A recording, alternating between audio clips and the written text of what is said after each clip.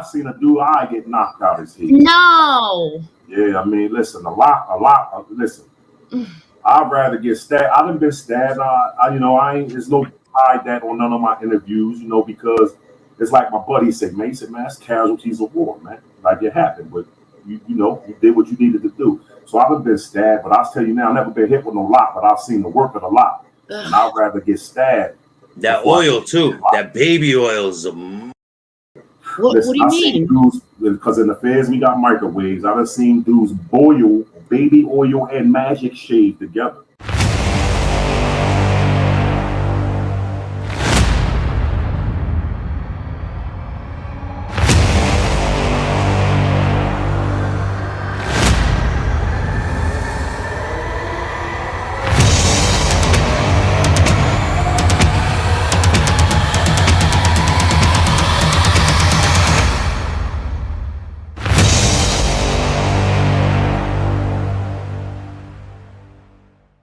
Welcome to Miccio Monday.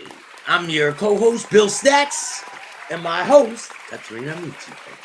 How are you, Kathrina? I'm amazing. How are you? I'm doing absolutely great. We have a really good show for these guys this Monday. I am so excited. Yeah, this one, Great. shout out to Chad Marks and all the people that are making a difference in the world.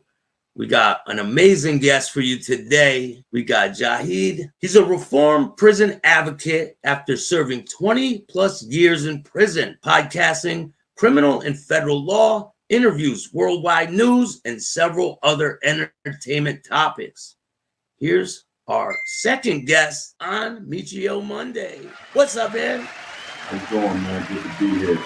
I'm doing great. Nice to meet you. Same here. So the basis of our show is we have folks come on that were in prison before. I've been locked up in state prison. I didn't do a ton of time. I did around 5 years my whole time. But she has no experience with the criminal justice system. She's green to all this. And Total novice. And this is our second But episode. I'm very, very interested in it. So I ask a lot of questions. Good. Yeah, so we're just gonna get right into your story, man. Let's do it. So where were you born and raised, and how did it all start out for you? Well, I was born and raised in a city in New Jersey called Camden, right outside of Philadelphia, right across the Ben Franklin Bridge. Familiar with it.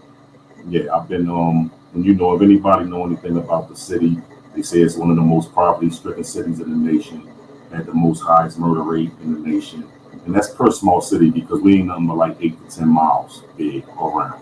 You know what I'm saying? So, I was born and raised there. I got out into the streets a little early, 13 years old. I came off the porch about 12. By the age of 13, I caught a juvenile bit, went down Jamesburg, did 2 years in training school for boys. Bull crap crimes, you know what I'm saying? Selling a little weed, you know what I'm saying? And then was stealing cars was jumping back then. This is 85.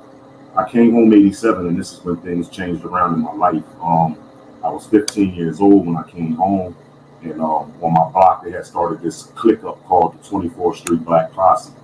So I'm like one of the former founder members of that, one of the first ones in it.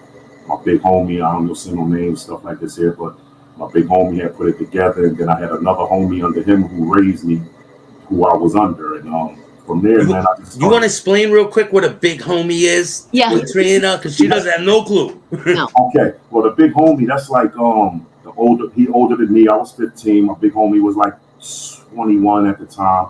So these like the ones that give us game. You know what I mean? Teach us the ropes. Like a mentor? Like a street mentor. Let's say Street that. mentor. So, Okay. yeah, like a mentor, but Okay. but in a negative way, I could say now. Of course. You know what I'm saying? Yeah. Teaching us. Teaching you bad things instead of right. The bad things was in this. They just try and tweak them. You know what I'm saying? Do this way, do this way. You might turn out this way in the game. You know what I'm saying? Okay. Yeah. I fell up under one of my big homies. We still in touch today. Very notable man. Changed his life around. Got a real big security company. It was bodyguarding some notable people. But I came home and they had the drug trade was big. Crack had hit the city, but around our way we wasn't selling crack. We were selling. What year was that? This was 80. I came home in 87, 1986. Oh yeah. Oh yeah. Drugs were big, big, big. Powder, right? A lot of times they were selling powder in the mid 80s. It was powder cocaine. People were freebasing it, right? Yeah, they were powder cocaine around There's my way. another kind of cocaine other than the powder part, the powder kind. Regular coke before they cook it, you know, and to turn it into freebase. See, people get misunderstood, right? If you ain't really from the streets, you ain't gonna know this. When the feds, they sentence freebase cooked up coke, it's just called cook up out our way. Cooked up coke, and they call it crack. Well, crack is a man-made drug. Crack is more to it than just cooked up coke. And they was charging us 100 to 1 for that. And I fell under the crack law. I got charged 100. Say you get caught with 1 kilogram of cooked up, it's like you got caught with 100 keys at that time. So you was automatically facing a life sentence.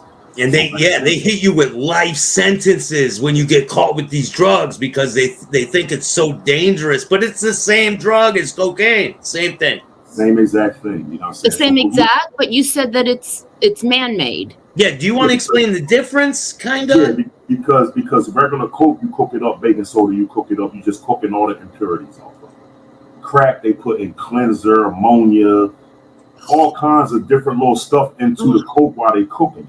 So that makes it more addictive, you know what I'm saying? So I understood where they was coming from when they were saying crack, but I was in court telling them, yo, I don't sell crack. Like, that's not crack, but they wasn't trying to hear it. We just were selling freebase, pure coke, that you cooked all the cut off of it. You know what I mean? But I wasn't selling that. We were selling powder. Oh, so they sold. You were selling powder, but they hit you for selling crack. Well, I had crack in my case. You know, when you catch a conspiracy, it's everything involved in the case, even if you ain't have nothing to do with it, right? Unfortunately, at the time I caught my conspiracy, but that's speeding it up. You were saying what happened when I came home when I was 15. We were selling coke. So around that time, we had the Black Posse, and we had, you know, on our corner, we was getting packages.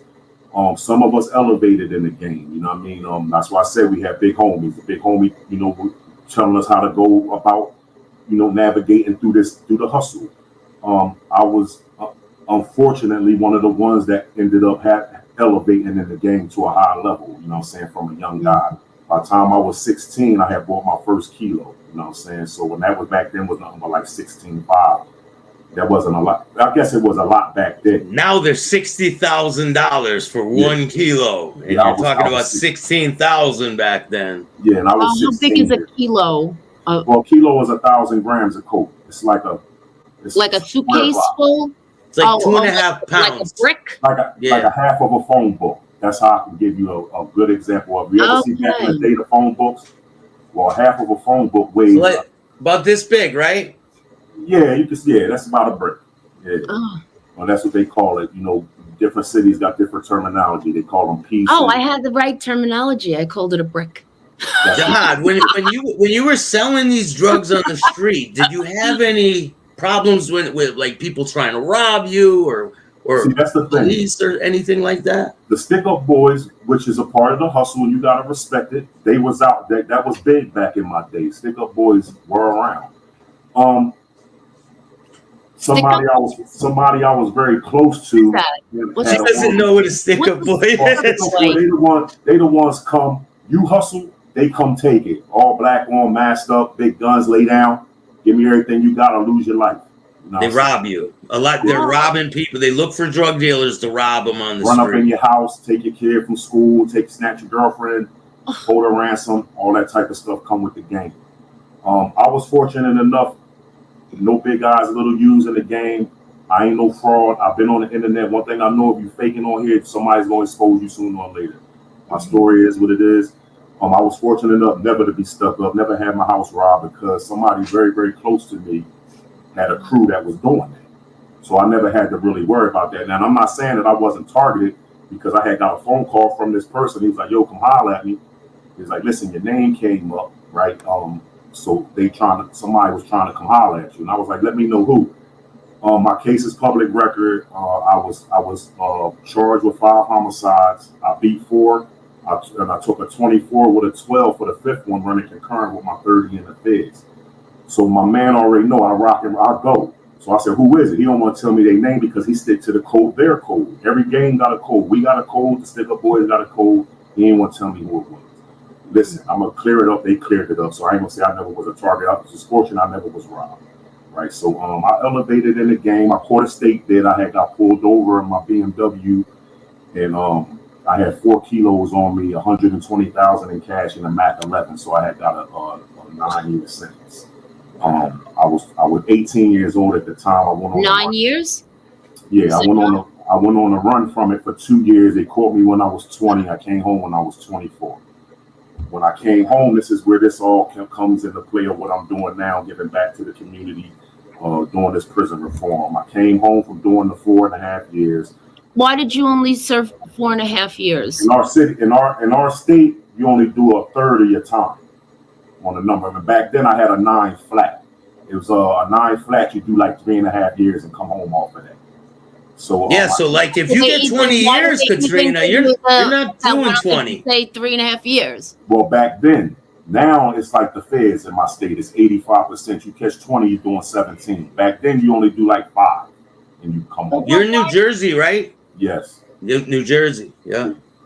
So I came home and I moved to Atlanta, and I had my daughter this summer. This is just how fate works. I had my Congratulations, man. Yeah. I'll take him. Well, no, she was already born. I had her down here for the summer in Atlanta. I'm in Atlanta, so I had. Yeah, I had my daughter down with me for the summer, and I was taking her school shopping. I'm back at it again because home, unfortunately, man, little 18 months here, 2 years there, we don't learn our lesson from that. So I was back hustling again, just cocaine. Wow. So I meet back right away. And are you selling like a lot at this point, or are you just selling like 8 balls and things like that? I'm supplying the block 24th Street, but we moved up to 25th Street, and I was like supplying the block. Then when you were in jail, did you know that you would go back and deal after? Definitely. Oh, you knew. Definitely. You definitely knew. Yeah, it's just the way we come up. You know what I'm saying? Unfortunately, you know. Yeah. We already know we meeting people from other parts of the city. When we get out home, we gonna connect, we gonna do this. You know what I'm saying? Now it's not just your block. Now you know dudes cross town, downtown, over this side of the city, and we networking. We putting it together to form this army to distribute major drugs now. We won't college for criminals, man. College for criminals. This is the way that you were raised. Like, so this is all you knew. You knew the streets, and that's what you knew. Much. I came up in the streets. And what about your parents? Did you have to? I had parents, but unfortunately, my father was in prison, and my father, he was a heck of a guy himself. That was my role model I looked up to. You know what I'm saying? He's deceased now, but a little bit of his story. He was comes out of a black mafia out of Philadelphia. My pop was from North Philly. He was in the black mafia, so I always looked up to him. Big jewelry, big Benzes. So I've seen this as a kid, but in and out of jail.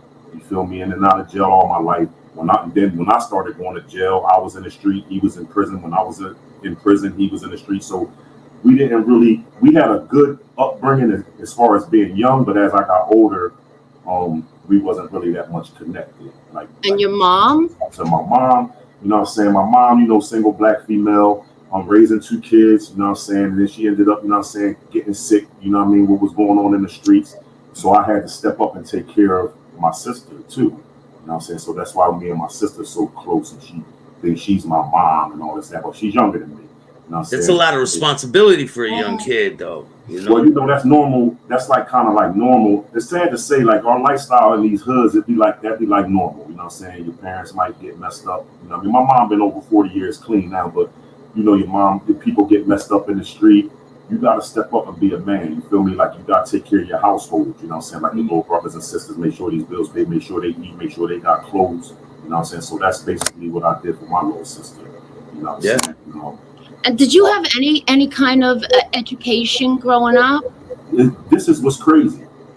And this is probably why a lot of people say I elevated in the game the way I did. I went to a private school called Girard College. It's like a boarding school now, but you had to be like you had to take this test, and you had to have this certain type of IQ to even get in this school. Yeah. So when I took the test, I went in there in like second grade or third grade. They said I was like on an 8th grade level. You know what I'm saying? And I'm coming straight out of the hood. I've always been real in touch. I'm very, very good with numbers too. Like, So that was like one of my gifts, you know what I'm saying? And Wow. but you know, unfortunately, during my high school days is when I was getting this money, you know what I'm saying, 15, 16. So I had my kids early. I had my first kid at 16, and I got kicked out of high school. Also, I came to school. I had a little white 190 Benz when I was in 9th grade. I come to school and 9th grade. Yeah, I came to school and then this day I had brought in like $8,000 on me to school.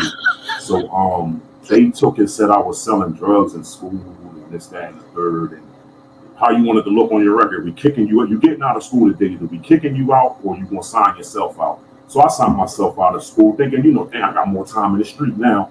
Yeah. So I didn't get my GED. I got kicked out of school at 16. I didn't get my GED till I went to state prison. I got it when I was like 21 years old. And then you got it. Well, at least you got it. Yeah. Yeah, and then I took my college courses while I was away doing my 30. I had 360 months in the feds. That's 30 years. It's a long time. I got my AA and BA in criminal justice. I just studied a lot. I read a lot, and I became a paralegal. I got several notable people out of prison early. I got myself out early. I came home 4.5 years early off the Johnson case, and then I had put them in a box where they had to give it to me. But I'm a career offender. It was actually for the armed career offenders. But I put them in a box so bad, and I've been arguing this same argument as Johnson for 17 straight years. So when I put them in the box, they gave it to me and then closed the door so no other career offender could get it after me. It was really messed up. But yeah, but you squeezed right through, bro. Like, when I was in the street, they tried to appeal it and put me back in jail. The judge was like, "Man, I'm not putting that man back in prison, man. Like, he served enough time. Like, I went in very young. I came home, but I came home positive. I got 8 years supervised release. I've been on it for 7 years. You know, in the feds, you're only supposed to do half of your supervised release 4 years. I've been home, no police contact. My wife owns a business that I'll help her operate. I have my own cleaning company business. I do the podcasting. I haven't had no dirties, no nothing. 7 years. I got 10 months left on paper, but I did the whole 8, which I feel like when you're on a high profile case, they keep a sterner. They keep their foot on your neck, thinking that you're going to come home after 20 years, because this is all I ever knew, and this is my pattern. In prison, out hustle. In prison, out hustle. They don't want you to be the person that they let out and give a chance to fuck it up. They don't want that to happen, so they're trying to let's keep an eye on them so that. Yeah. But I think by the time you get done with it, they're going to be like, this guy. They're going to have you working for them, probably. You know. You know what's crazy too? They don't like me to teach the federal law. Like, why are you I think they was trying to look into something where I couldn't be on my platform teaching it.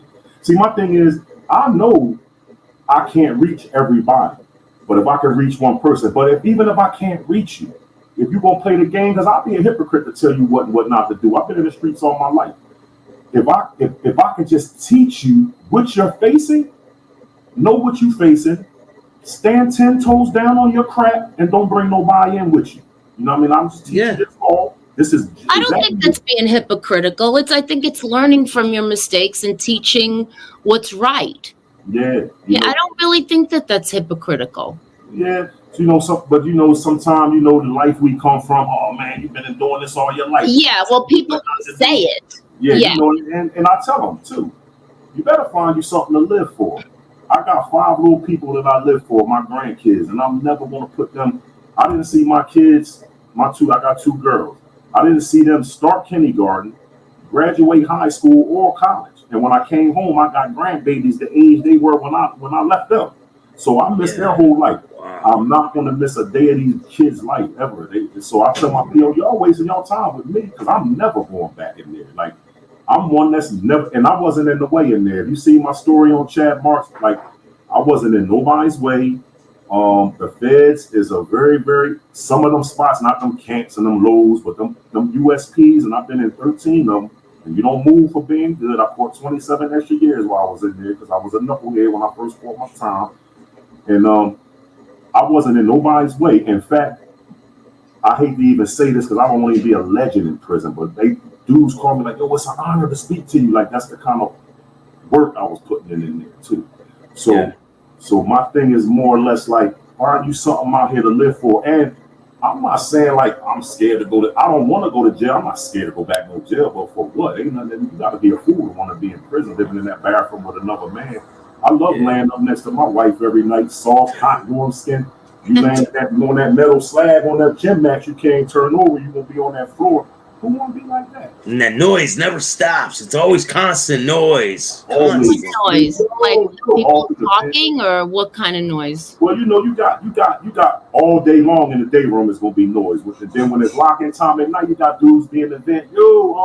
I hit tomorrow. Make sure, boom, you do this, that, all through the vents, because the vents just up and down and everything on your row. And in the feds is 2 buildings, 2 tiers on each floor, so you got 4 floors that you hearing this stuff through all the vents. Dudes talking to their next door neighbor through the vent. So it echoes. There's a lot of it's a lot of noise. It's constant. Even when you be on the phone and you really can't sit.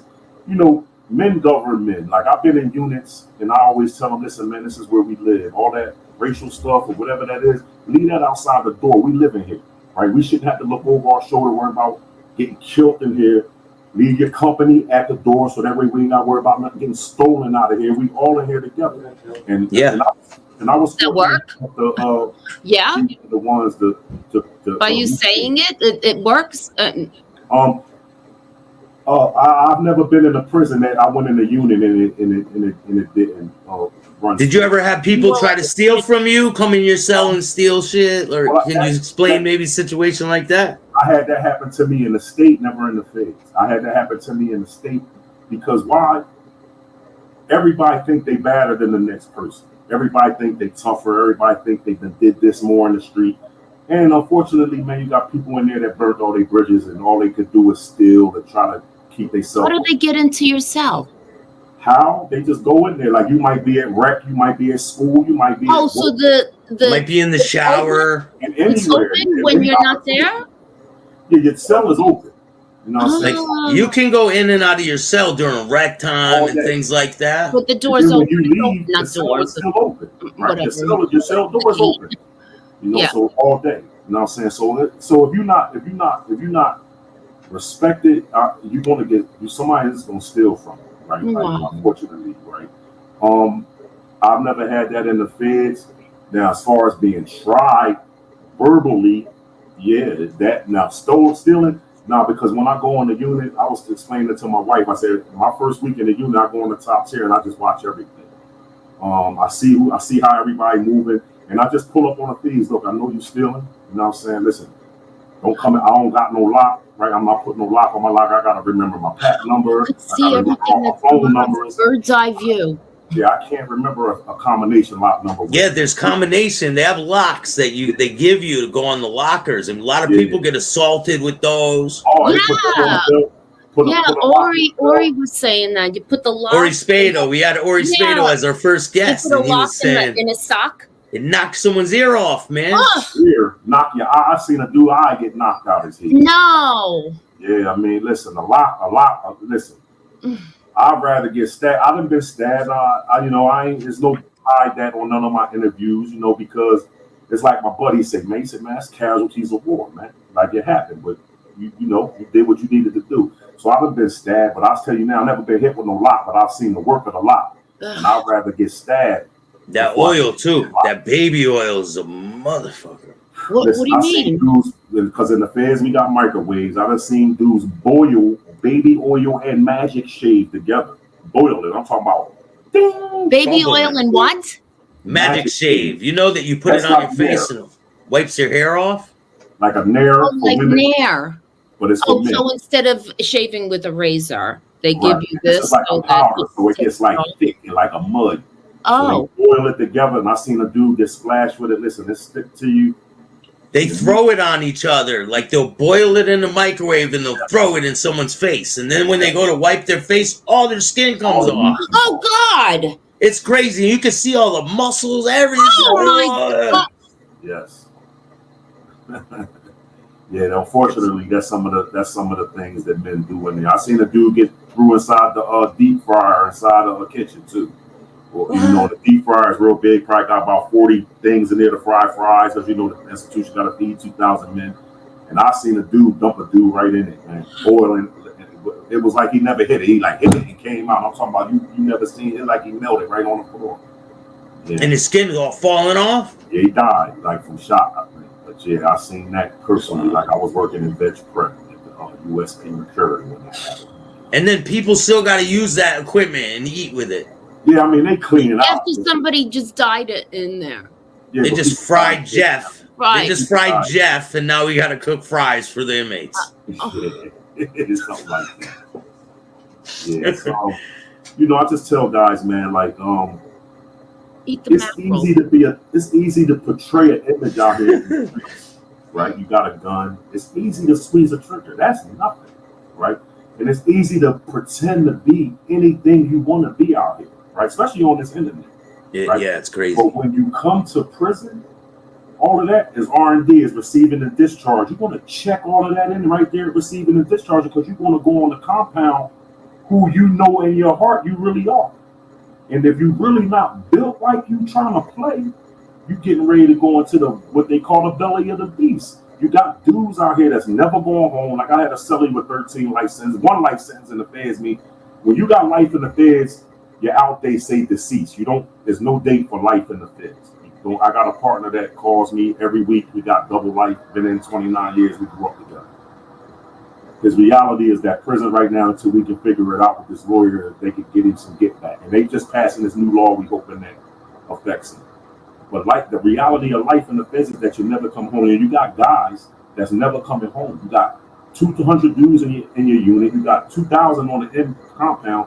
All these different attitudes, all 50 states, different lingos, different toughness, different I'm the man's, all on one. It's a boiling pot for destruction. Yeah. So and everyone's mad all the time. They're angry. You're locked up. You're away from your family. You did this to yourself. You stressing over your girl being with somebody else. You had a chance to be home and stay home. I was gonna ask you about that. Like, you know, how does your family survive, like financially, while you're away? Well, you know, for the most part, you know, some of us was taking care of our families, and some of our, you know, through the years, everybody's family is pretty much working, right?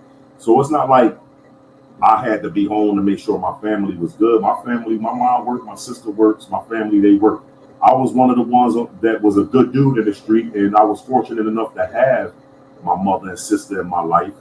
And then my daughters, when they came of age, coming to see me, bringing the kids, right? My daughters wrote me through my whole bid always. Your daughter's mother, she was real cooperative on your... They went on their way before I even went to the feds. She was working too? Your wife?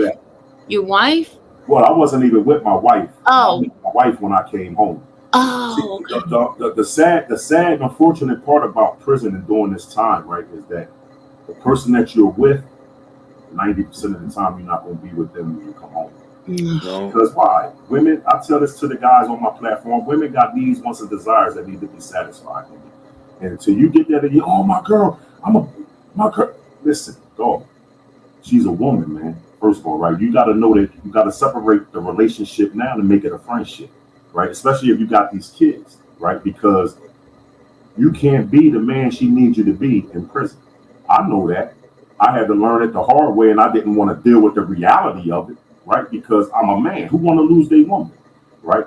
But you can't have her locked up because you locked up. Mm-hmm. You gotta let her live her life. You know what I'm saying? And that's going to be the best. And I learned, like, that's going to be the best relationship that y'all ever had in your life, because she don't have to be tiptoeing and lying to you about whatever she's doing, and you're accepting of it. Let me just be in my kid's life. Yeah, but do you even really want to know? Not really, right? You don't want to know. You don't want to know nothing like that, because why? What comes with that? The stress. Yeah. Right? I've been through it. I know you get that feeling in your stomach. You can't eat. You're mad. You might kill somebody for anything. You know what I mean? So you don't want to. You don't want to know. But you know, the thing is, I was married when I went away. Like I told her, do what you're gonna do, but do what you're supposed to do. Do you? But make sure I'm good, because I made sure you was good when you was out. When I was out here, you feel me? Yeah. But unfortunately, man, like some relationships, they say 25% out of 100 make it, and the other 75 just don't. There are some women out there that love a guy in prison, and they will hold you down. They'll pay money, all this shit. Wow. And the visiting hall up and all that. You know what I mean? And there's some out there that love it. You know what I mean? And there's some that just, you know, they can't take it. And I understand. You know what I'm saying? And so my thing is, I ain't telling on nobody because that's not in me. I don't never want to. I now treat my wife like I should have treated every woman in my life because I know how to treat them now. Like before I had all this money in, I'm arrogant. I do what I want. I'll be home when I want, see you when I want. Nah, you got to put in what you want to get out of it. You feel me? So now I treat her better than I treated any woman in my life.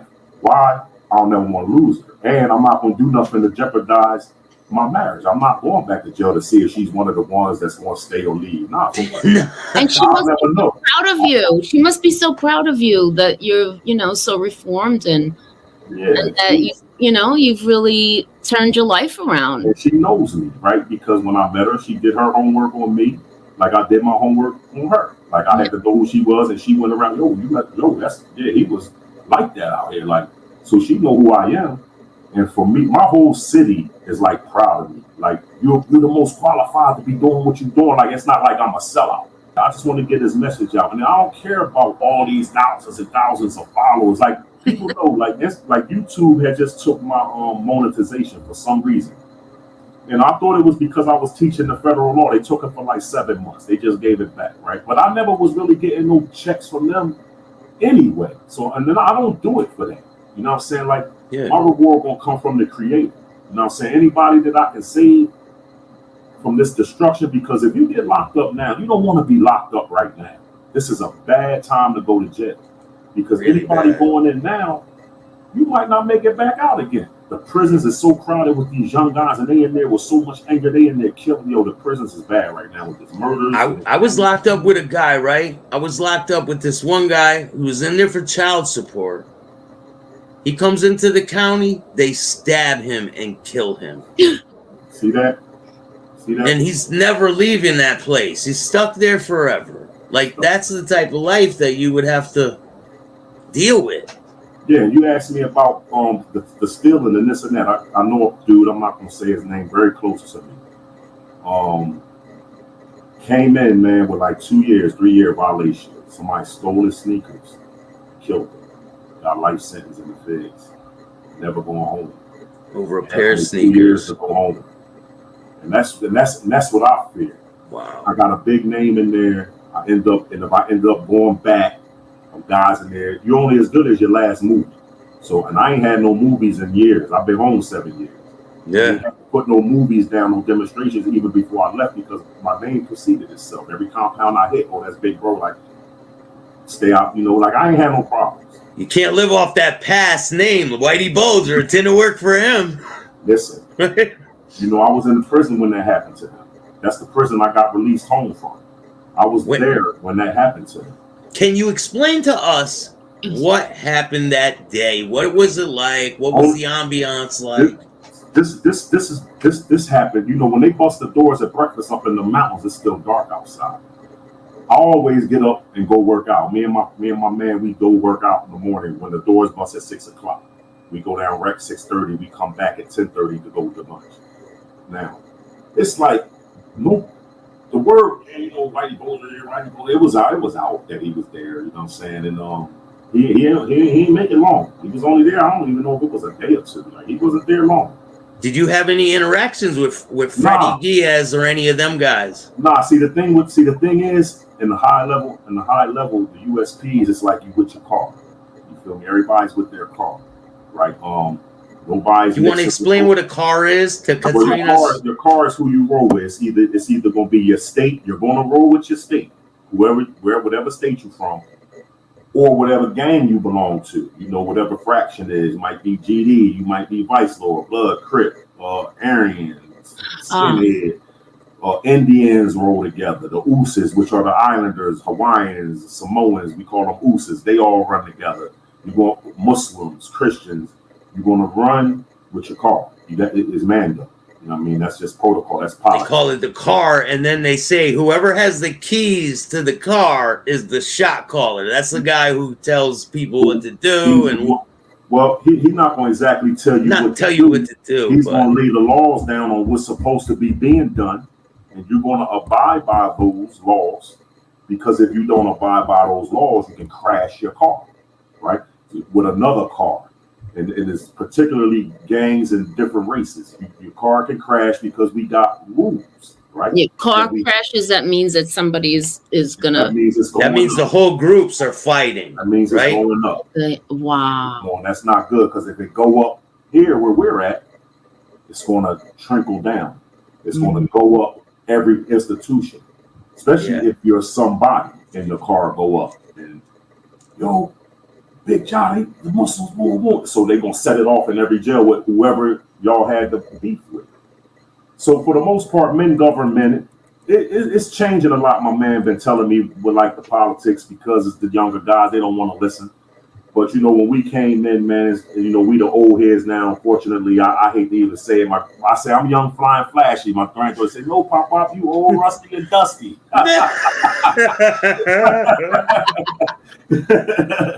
So unfortunately, man, we the old heads now, and I'm glad they letting us out of there though, man. Like, because we don't need to be in there, man. Because you get stuck in there for the rest of your life. But as for that day, that stuff happened to him. That happened early in the morning. It was, to my understanding, it was, I don't be speaking on stuff I really don't know, like, but to my understanding, it was somebody in the life, and, they were saying he told some things, and they went in there and they dealt with him severely. And his last words were, "Get this over with." Oh, wow. I heard that, and then I heard he was asleep. Oh, so we got some exclusive information right there. He heard he was asleep. So he was asleep, so he didn't even. I heard he was asleep. And when you get hit with a lock, I don't think you're gonna wake up. I don't think you're gonna wake up and say, "Get this over with." You just hit me with a lock. I think that's a great myth, like on some tough him was whatever kind of legend he had and whatever. Yeah. See, let me tell you something about the feds also. I don't care who he was out here. Like you nobody in there. Like you gotta make your bones in there the way you gotta make them in the street. You could have been whatever he was, whatever leader of the Irish or mob or whatever. I don't know who he was. Like I've seen his story. I watched the Black Mass and all that. And you were in prison when Gotti was there, right? Gotti was. I was in when Gotti was in. Yeah, Gotti was in the same prison. No, Gotti was in Marion. They had him locked down 24. That's Marion's the one they say you underground, locked down, and all that 24 hours a day. They had Gotti there during his time. You know what I'm saying? But so were you there when Gotti passed away? I came home 2016. I believe I was in there when Gotti passed. Yeah. How about when he got assaulted? Did you hear about when he got assaulted? I know all about that. You know what I'm saying? I know everything about that, and it happened, and I was in, you know what I'm saying, when all that stuff took place. I thought he got sick and died. I didn't know that he. Yeah, he died from cancer. But I didn't know that he was beat up. 2004, authorities said Gotti got beat up, and it occurred July 1996 while Johnson was serving a 10-year sentence for bank robbery in federal prison. Yeah, I know all about the incident, and but I wasn't at the institution, but when you in the feds, the news. Can you explain what happened when Gotti got beat up, or what you know? I don't even know what happened. Today is his birthday. Today is Gotti's birthday, man. Today. Well, today. Well, I didn't even know that. This. October 27th is John Gotti's birthday. I never knew that. But when you in there, you're going to hear any big news. It just travels. It's worse than the streets. It just you would know it the next day. I don't even know what it was about. I just knew when it happened. You know what I'm saying? And I was just like, but when you just be like, all right, that's on him. You know what I'm saying? You got to stay on point, keep your own self alive in there. You know what I'm saying? And out the way, stay out the way. We like to call it. Man. I'm out the way, man. You know what I mean? But my thing is, when you decided to change your life when you're in prison, right? How hard is it to change your life and live a straight and narrow life while you're in prison with all these criminals and people around you are doing bad shit and you're trying to like do the right thing? How hard was it for you to do that? See, the thing is you got to know who you are as a man first before anything, right? And you got to know like what are you for real, or do you want this to be your reality? Do you want to stay in here the rest of your life? And long as you ain't no follower and you know who you are as a man, nobody's going to have nothing to say about the decisions you making with your life. You feel me? I knew when I was in there that I never was coming back. I said, I'm never coming back, man. This will be the last time y'all see me. Those of y'all who I really rock with, I'm going to keep in touch. I'm not spreading myself thin. I'm going to take care of you. I'm going to take care of you. No, I got to figure out how I'm going to take care of myself when I get out there. But if I get on my feet, man, things start going for me. I send you in some because I know how hard it is. Everything costs, laundry costs, phone calls costs. But you said that you knew when you were in jail that you were going to go back and deal again. No, this is when he was doing the long sentence. This is his last one. This is after. Yeah. See, when they gave me this 30 years, in the beginning, I ain't gonna say I was meeting dudes like, yeah, when I get out, I'm gonna get with your people. Because everybody's in there. Cartel people in there. You got all different type of people in there. You can be whatever you want to be when you come home. You meet some of these people. Mm-hmm. You're like, yeah, I could do it bigger and better this time. They won't catch me next time, right? The whole illusion. See, that's what I call the illusion. See, the turn and the illusion creates the trick. And then you be back in there, right? Thinking that thinking you know, because I've been in the feds, you got to do it this way, stay off the phone. Listen, they got so many CIs out. Ain't nobody trying to go to jail. Nobody wants to go back in there. So now you got paid confidential informants out here who got what they call handlers, FBI men who handle them. So they out here, they make from $65,000 to $150,000 a year just to tell on people. They give you the jury, they give you the cars, the clothes, the house. You living the whole life just turning people in. So who a weak, spineless dude is all these dudes taking it because they want to really live this life. They being something that they really wish they could have been. Because the feds will pick you up on somebody else's case. You might only been making $200-300 a week and end up in the feds. The feds will facilitate everything and get you selling their drugs and then bust you for it. It's get you back in, give you a life sentence, and you're never going to see it coming. Why? Because it's going to be a dude that look like you, got the swag like you, and going to trick you right out your life, right? And that's what makes the games. That's why I tell them, man, the game is over. One thing, the game is over. Nobody's holding the line. Everybody want to be the big boy. No, all chiefs, no Indians. Don't nobody want to take orders. Don't nobody want to listen. That's why I tell you about the big homies. Like, we have big homies. We listen. These dudes don't want to listen to nobody. They think they know it all. Then you got the CI rate is crazy out here. These dudes is telling on their mothers to stay out of jail. So that, and the money ain't even out here like it used to be. So you actually throwing rocks at the penitentiary for crumbs. Like I put a post up. I don't like to brag about no street stuff, this, that, and the third. But it was a time, man. Listen, like we had blocks was doing $20,000-$30,000 a shift. You might have two shifts. You make $60,000 a day selling dimes, right? That money ain't nowhere near like that out here no more, ever no more. You'll never see that again. Why? Because everybody's so greedy and everybody want to be this big boy, and there's nobody putting in the work to make it like that. Everybody want instant gratification and fame in the game. When you want instant gratification and fame for the wrong reasons, for all the wrong reasons, right? You got notable men, been somebody in the street, legends in our cities, like I'm well known home on all sides of the city. I'm well known in the federal prison. I'm a man. I never told nobody. I stood 10 toes down. I took 30 years on the chin. I did my time. I came home. And I don't want to go back in there. And I'm not going back in there for nobody or nothing. And I'm not no sucker, punk, scared, or none of that. I'm not none of that. But you got to be a fool to want to. It's an endless game. It's a one-way street. I tell them, you on a one-way street with the pedal mashed to the gas. It's a brick wall down there. You keep mashing. The harder you mash it, the harder you hit it. It's down there waiting for you. You're going to jail. Like all the dudes on the internet with the guns and shit. Tell them on themselves. Where they do that? Jesus. I call them new jack hustlers. The new jack hustlers. The new way. Wow. Who does that? In our time, They don't even got no pictures of me. I used to even take no pictures. I'll be wishing now I had pictures to show in jail. I wish I had pictures of my car. I never took pictures. You would have never made it far though back then. Like you wouldn't have made it far, you know. Oh, and they on here with their guns out, with their money out. Ain't gonna be the first one with their hand up in that courtroom telling on you. Man, he was doing everything. I might have been there. Telling on themselves too. I might have been there when he killed him, but I ain't pulled the trigger. He just as guilty as hell. So, but you know, it's just different out here, man. And then to these guys, man, gotta really get an understanding of what living life is really about, man. Like this is a sad situation we living through. So let me ask you. I just want to ask a question. When you're in jail, do you like talk to each other about what you did? Like, hey, what are you in for? Blah blah blah. Or well, listen, that's the biggest talk on the yard. Well, see, in the feds, right? You gotta have your paperwork. Like when you in there, before when I came in, it was your PSI, your judgment and commitment, your sentence and transcripts, and your docket sheet. Well, they made your PSI contraband because it tells if you told on somebody or not. Your judgment and commitment, they took the last page out, which is called the statement of reasons.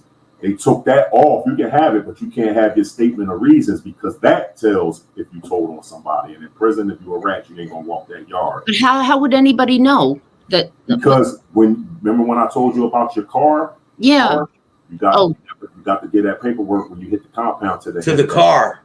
They got to read they got to know who you are. And if you give it to them and there's something bad in there, they're coming back with some bad information, and it's going to be bad for you. If there's something in there that's not supposed to be in there. Wow. Have you seen that happen? And can you explain a situation where someone was bad? I know several situations. I'll just explain it to you like this. When you get those documents up that I explained, and you give them to the head of the car, they go through it with a fine-tooth comb. And if anything in there is not what it's supposed to be, you're lucky if they tell you, go hit the door. That means go check in, go to the hold, go to another pound. Now, what's some of the things that would cause that? What are the things in the paperwork? What's going to cause that is anything you did to a kid, they call that chomo. Like anything you did with a kid, you molest a kid, this, that, you ain't going to walk no compound with that. Mm-hmm. Crime even if you're an 18-year-old kid and you're with a younger girl, they don't care, right? They don't care nothing about that. If you got that chomo charge on your jacket, you're going to get dealt with. They're going to deal with you about that more than tell you just go check in. If you like ratted, some cars might be, yo, go ahead, you can't walk here. What else is there besides like molestation? Ratting, child molestation. Right. Sometimes, man, just doing things to women. Anything like that.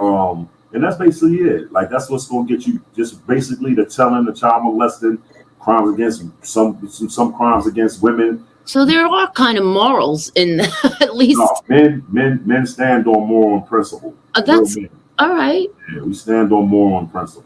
That is a wild scenario that you're in this dangerous place. Yeah, you got these men that stand on something. Yeah. Well, the thing is, men recognize other men. Men recognize men. So before we get into the gangster stuff, we gonna come together and we gonna talk about it first to see if we can resolve a problem. Men, we gonna talk and try to resolve it because we already know where it's going. These cars gonna crash and we going up. It's gonna be some lives possibly lost. It's gonna be a lot of stabbing, and it's gonna get crazy. And we gonna go. So the thing is, we can't make no money warring, right? Because everybody cars, you might got some people making wine, you might got some people selling different things. You know what I'm saying? I don't want to be on here talking about what they sell, but you got different types of hustles in there. You know what I'm saying? Yeah, you don't want to mess up everyone else's hustles and things they got going on. You don't want to be the cause of that. And not only that, every car got a little hustle. So we can't make no money in the hole, and we're going to leave all the money that owed to us on this compound if we clash, because we're going to leave. And they got away. So before we get into the gangster stuff, let's come to a resolution as men. Let's come to a resolution as men, and let's work around it and live together. And that's, for the most part, a lot of pounds I've been on, It had to be something really serious for it to go up. Really serious. How often But, do you see guys taking their shit to the door and like, I gotta go? You might see that. You might see that every day. That's might be something you see because they're not just taking it for being rats or chomos. They taking it because why? They might have ran up a bill on a poker table, ran up a bill with the store man. When they got some stuff from the store, can't pay it, go to the next compound. Yeah, you want to explain to Kat how the store runs in prison? Okay, well, you got dudes in the unit. They might got the little store. You might get a 2 for $1 or a 3 for $1. All depends on how they running it. You might get a candy bar. Now, if you're paying it back the next week, they might do it 2 for $1. You get 1 candy bar, 1 bag. But this is separate. This is like their own little business. Yeah, but they done built it up through time. So some people got supermarkets in the prison. They buy their stuff and they stock it up and they sell it. So it's like a little store in the cell. Yeah. Okay. Some stores. They're allowed to have this? Some stores are humongous. Honestly, are they allowed to have that? They're not, right? That's contraband. You're not allowed to have it. But the officers, man, they not. For the most part, officers just don't want you to kill nobody on their watch. They don't want you to have. They don't want you. Okay. They don't even mind if you drink. They be like, yo, if my boss come around, which is the lieutenant, if he come around, put your homie in the room. You know what I'm saying? If anything break out, man, this is. So for the most part, they really just want to stay out the way and let you do your bid, do your time. Yeah, tattoos, they let you do stuff. Like as long as you leave how do you get alcohol? The whole body done in tats, they know. You know what I mean? You came in with no ink at all. You leave out of here through R&D to your completely sleeves. She said, how do you make alcohol in there? Yeah, what? You make it? You make the alcohol? How you make it? Okay. Oh, you make it. What I know is I watch dudes take like grapefruit oranges, put it in a bag, let it get a little old, let it get old a little bit. Some bread. Pour a little sugar on it to a ferment. See, it's going, bad fruit going to ferment, right? Nasty. So it's a Pac-Man effect. When the fruit start to ferment, right? And yeah, alcohol come and eats the sugar. The more sugar you put on it, the more alcohol it produces. And that could be, they sell grape juices, orange juices. You pour that in the bag. So it take a case, 24 cans of orange juice, 5 pounds of sugar. Put it in the bag, put the breather on it, put it in the bag, get you a honey jar, cut the bottom of the honey jar. The top part already got the squeeze, lift that, tie it around, the hole in the bottom of the honey jar, tie that in the bag. So that's your breather. And you just let it sit for about a week or two. When it starts to ferment, that ferment going to eat that sugar and it's going to produce alcohol. Now they got something in there called lightning. They put the bag over the bucket, they boil it, and it cooks the alcohol off of the juice. That's the real deal shit. That's hard alcohol, right? Water bottle costs $100. $100? Yeah, $100 for a water bottle of that lightning. That's what they call that lightning. And everybody wants the first pull. That's $100 right there. $100. $100. And see, a person will lose their life about that right there. Wow. $100 is a lot of money in jail. And a lot of people, when they drink, have you seen people get drunk and act out and things and not know where they're at? Man, he's seen everything. I know. Many years. Years, shit. This little guy was drunk, man, in the unit. And you got paisas in there, which paisas are the Mexicans from Mexico. Paisa means country man, country brother or whatever. So the one of the leaders of the paisas, man, my man, like the guy, he was black, man, from North Carolina. He went drunk and shook his stuff on the back of the paisa's head while he was sitting in the chair watching TV. Rubbed it across the back of his head, shaking on, right? Now this is a war. This is a war, getting ready to go. On the strength of me and my cellie, man. My cellie was a good man. He like, yo, Jock, come on up here and talk to me. Like, I'm gonna hold him down. It was another one of our old heads that came with us. He was like, listen, man, on the strength of y'all, we ain't gonna go. Like, I don't know. It would have been crazy because it was gonna be like a race. That would have been a race war, and it would have been crazy. A big one, right? All behind him drinking and doing it. It was crazy. That was crazy. That was something crazy that I seen. Like, why would you do like that's like you don't call no man no B word. Never tell him to suck your Never invite nobody to him. your private party. Never. Never do that. Never invite nobody. Never call him a B word. Never call him a rat and you ain't got the proof. And never call him a homo. Those 4 things that get you killed, man. And the person gonna kill you behind it. And I'm not talking about I'm talking about literally. The person gonna And don't look in people's cells. Well, yeah, you don't want to never walk by. Why? Because there's things going on in there that. Well, it's a lot of stuff going on in prison. You got homosexuality going on in there. I was going to ask about that. I mean, men are men, and they need guys in there that indulge in that. I just feel like it's a bad gene in a man that indulges in that stuff. I'll tell my wife all the time, like, I just think that they got a bad gene in them, like, because I could do life in prison. I'm thinking of a man with a tongue rough like mine, legs rough like mine.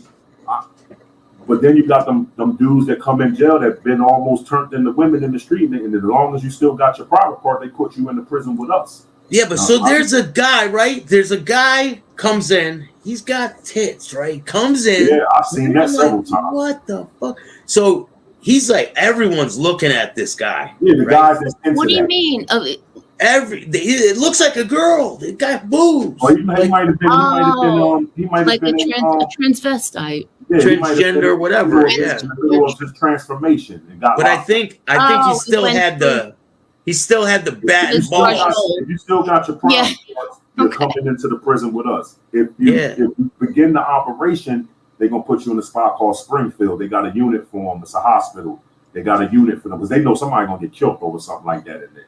You got the operation. A lot of these guys will go to their wife right after they're with these guys. And this is what I just put my post up about too. Women gotta be so very, very careful, man, because you got dudes in here that look rougher than me, that don't think it's homosexuality for them to go get head, mess with the dudes, then they come home and mess with these women. Who messes with the next guy, who messes with the next woman, who messes with the next guy. And it'd be like a chain effect of HIV. It's very dangerous. Wow. When you coming home, you got to get a physical. You're going to get an HIV test with that physical. And I encourage women out there because there's some good dudes in prison. They got good men in there, like they ain't messing around and stuff. But still, at the same time, you always want a dude coming home from jail to show you this paperwork, this physical. And if he ain't got it updated, you need to go make sure that before you even sleep with him, go get a physical. Like, because I just they tell you the percentage of how many people have it is crazy. It's like 80%.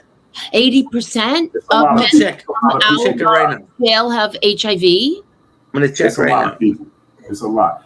And just on a personal note with it, I had a homie from Jersey in there.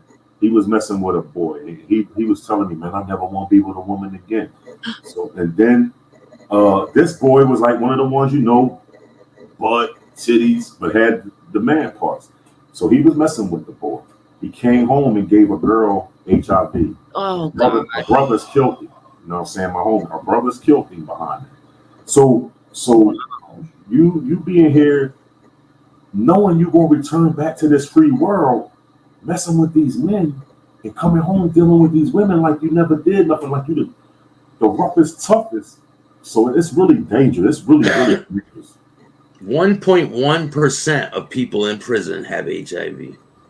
And I go for that because it's a lot. And it's not just homosexuality. Guys sharing that needle. Yeah. Dope is very high demand. Like they be in there shooting. How about when you were in federal prison? How was the drug use in there? People using binkies, right? They had binkies. Binkies? Like a baby binky? Like a baby pacifier? No, I've never seen that. Where I was, every place I've been, then whatever's in the streets is there. You know what I'm saying? So a binky is just a little pen. A pen with a rubber band on the end, and they make a needle. They go. See, dudes. No, binky is a baby pacifier. Dudes have insulin in there, so when they go shoot their insulin, everybody's crafty. You're dealing with criminals. They end up. You're supposed to break your jaw and put it in the little red biohazard box in the medical, but they bring them out. So now surrender's on the pound. Then you got guys fishing them out of there. Shit. Yeah, well, you got guys that work in medical, right? They work in the medical department, and they bring them out and sell them. You know what I'm saying? It's all hustles. Everything is a hustle. You know what I'm saying? not to be talking too much about the prison. I don't want to be like, oh, if somebody say, oh, and I'll be there, oh, Ja blew it up. Tell me how we did it. Yo, Ja. So I can't go back to jail no more. Yeah, I don't think you want to go back there. No, man. you're not going back to I jail. never go back in You jail. are not going back to jail. You're totally reformed. You have a great attitude. Yeah, I just know better. I know better. Of Only course you go do. back. I mean, anything's got to be better than being in jail. Man, I get on. This is my therapy. Like I used to get on my platform every day, man. It's crazy because since my wife opened the restaurant, I'll be there more and I don't really be having time. That's why I was trying to tell you, like, but then when you hit me, I was like, yo, I'm gonna jump on for you.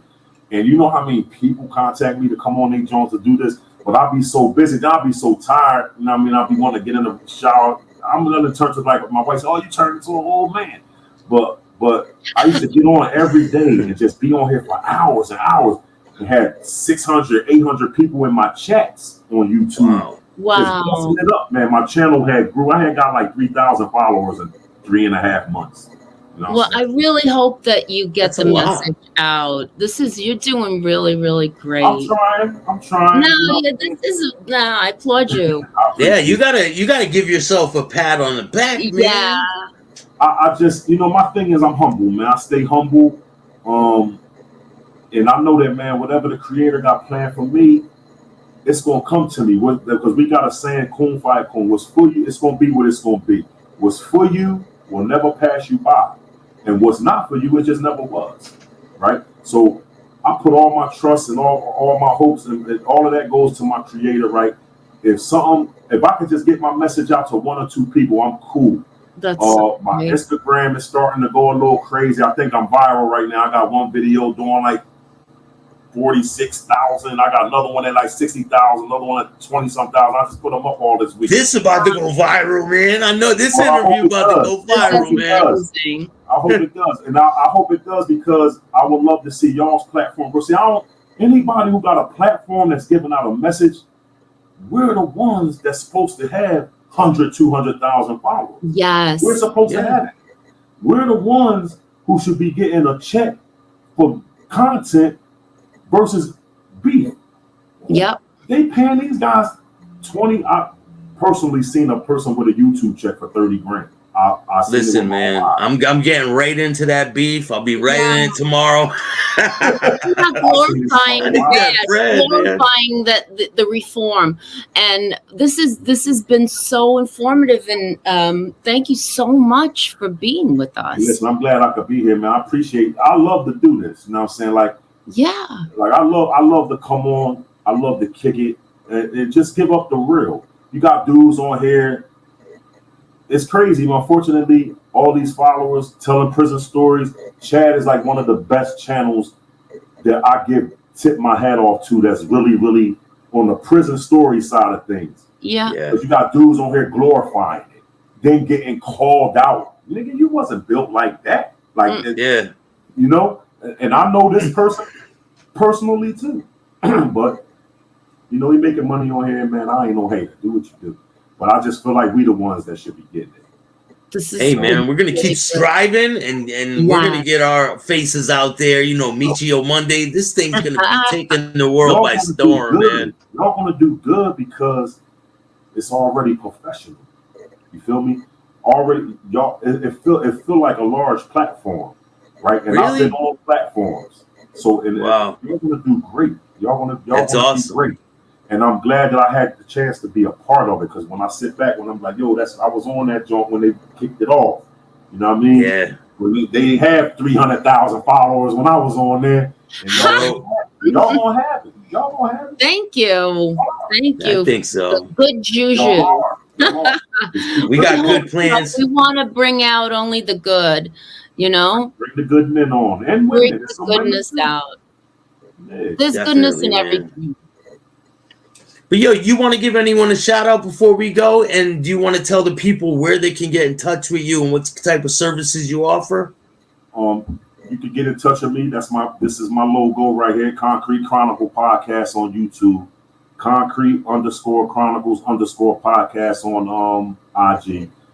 What I do, man, I give out the prison reform. I put up videos of what's really going on. I got people who send me videos from the inside. Some of them are very graphic, but I only put those up not to glorify what's going on inside the institutions, to show you what's going on inside the institution, so you don't end up there and that end up being you in one of them videos. So that's why I put those videos up, not to glorify, and I always put a deep comment under it when I write, because I witnessed a lot of this stuff personally, and I've been involved with a lot of it personally.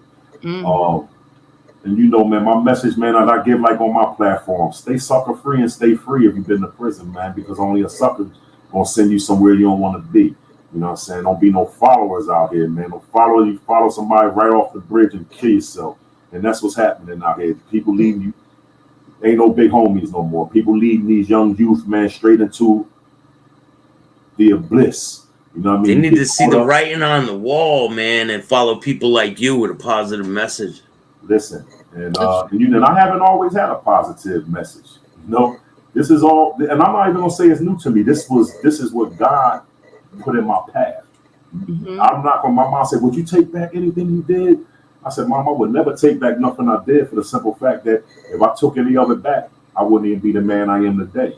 You wouldn't be able to teach the good of it. Yeah. I got regrets of my past. Or you wouldn't be grateful. You'd be on your way back. You wouldn't be grateful. You'd have, like, it would be This is a great attitude to have. unanswered questions, you know? Yeah. But thank you so much, man. It's been an absolute great interview. Like, way better than I expected, man. Oh, man. I learned a lot, too. I hope you did. He told me that you didn't know much about the institution. I don't know anything. I'm a total novice at all this. That's why, I'm asking questions that people that, don't know, that are novices too, about jail and all of this. So I'm asking questions that a lot of people don't know things about, and Bill might know. But because I've been there. I haven't been to the feds though. The no feds for me, man. No difference. Right, so you're learning too. So this is good. And I wanted to tell you something too. You said, man, I ain't do a lot of time. This is what I tell people too, man. One day is too much time. You're never getting it back. There's no difference between your 5 years that I've done and that you've done and the 20 that I've done. Why? Because you went through everything I went through in those 5 years, everything, right? And you're not getting a day of it back. Not getting nothing. So yeah, those days I was like, one day is too much. You don't never say my little 5 years. 5 years is a half of a decade. And you're right. That should be a slogan. You don't get your time back. You don't get none of it back. You don't get that back. None. So that's the message too, man. Y'all gotta watch what y'all do, man. Make better decisions with your lives, right? Make way better decisions with your lives, man, because your lives is worth more than living in the bathroom with another man for decades. And that's what they're giving out now. Decades. So that's where I'm at. Some people think they're too smart for all that, I'm smarter than that. I'll give over on. Okay. And then you think you're too smart for it till you end up somewhere you really don't want to be, for being somebody that you're really not. And then the video of them is playing on your Instagram. And it's like, what somebody that sent me the video of you getting dragged to your cell, stabbed up. I saw that one. That was a bad video. Guy's bloody and they're dragging him to the cell all bloody. Yeah, and it's real stuff, man. This stuff gets sent to me all the time. I'm fortunate enough that dudes, they reach out to me. They follow me from prison on their little phones, and they be sending me in stuff. Yo, big bro, heck, something for you, man. I'll get back in touch with you, though. Definitely, man. Thank you so much, bro. It's been an absolute pleasure having you on. Really and great. Eventually we're gonna do more. We're trying to do a live show eventually in New Jersey or Long Island, right? Y'all from New York? She's from Jersey, right? I live in New Jersey, but we were thinking about doing something in Manhattan. Yeah, I'll be there. I come home a lot. You know what I'm saying? If y'all do something and y'all have me on, I'll come on live with y'all. Like, that would be great. I'll be up there. I come home with my grandkids. So definitely, man. I appreciate you, and we'll be talking to you soon, man. Thank you, man. I appreciate y'all bringing me on. Definitely. Thank you. No doubt. Thanks for everything. That was great. That was our second guest on Miccio Monday. So how'd you like that one?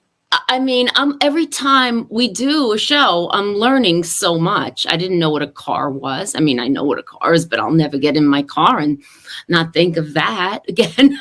You'll never look at the name car again. Make Same, them up. right? No, It's pretty wild the things that goes on. I'm the car of my own car. Yeah, you're the shot caller. You're the key holder. I'm the shot caller of the car. The key holder, the guy who holds the keys, drives the car. Yeah, well, I got the keys for my car. At least I got the keys for my own car. Finally now, right? So we got some amazing guests lined up. We're going to be having some females on that been to prison, and we're going to have guests who are in prison. I'm excited for the future of this show. I am. Let me ask you: are there any prisons that are mixed, or there's just female prisons and male prisons? No, there's no co-ed prison. No co-ed. No. Rehabs. There's nothing about this. There's co-ed rehabs, but there are prisons where, like, there's like county jails where girls will be on one floor and then the guys will be on another floor, so they'll be able to talk through the toilets and things. But I've never been to a prison where there was girls. Like an event or something? Yeah, like they talk through the toilet. They take the water out and talk through the toilet. Yeah. They talk through the toilet. Through the toilet bowl. You never seen that show, Oz? Love After Lockup? No. You gotta watch it. Love After Lockup. Okay. And it's about like people who meet inmates who are in prison, and they write them and they end up in a relationship with them. Yeah. And then they explain like how they met and things, and they explain how they talk through the toilets and all this stuff. Through the toilet. How do you know where it's gonna go? I don't know. I never did that type of stuff. Like what toilet goes to what toilet? So they like flush a string down the toilet, and then the other person flushes a string. Yeah. The strings get tangled, and then why pour would a string go to another toilet bowl? Because the pipes all lead to each other. They all lead to each other. The pipes all go to the same place. Oh. So if I flush mine down the toilet, a string, you flush yours from your cell, and then our strings tangle. I pull mine back, and I got your string. So now you tie a note from the end of your string and put it in a bag, and it goes right through the water, through the pipe, out the other side. Like a letter in a bottle, right? Yeah. I guess. You got to wear gloves when you read this letter. Yeah. Oh man! You pull my string, I'll pull yours. No. Oh, that sounds gross. Oh, yeah. No. Oh, going through the toilet's not gross. Oh man! But thank you so much, Kat, for joining me tonight. This has been a great interview, and we're gonna get this one out for Monday. Miccio Mondays. Miccio Monday. Till next Monday. Make sure you guys hit the like, subscribe, and notification bell so you can get our videos every time they drop. And if you don't like this podcast, leave a review and tell us why. And remember, why would they not like us? I don't know. Certain people don't like me. It's okay. I love everybody. It's mind over matter. I don't mind because they don't matter. But we got some surprises coming up for you guys. Stay tuned. We're going to be doing a giveaway. And we got a lot of good things in the future. Thank you for joining me, Kathrina. Thank you for having me on Miccio Monday. We'll see you guys next Monday. Peace. Peace. Thanks.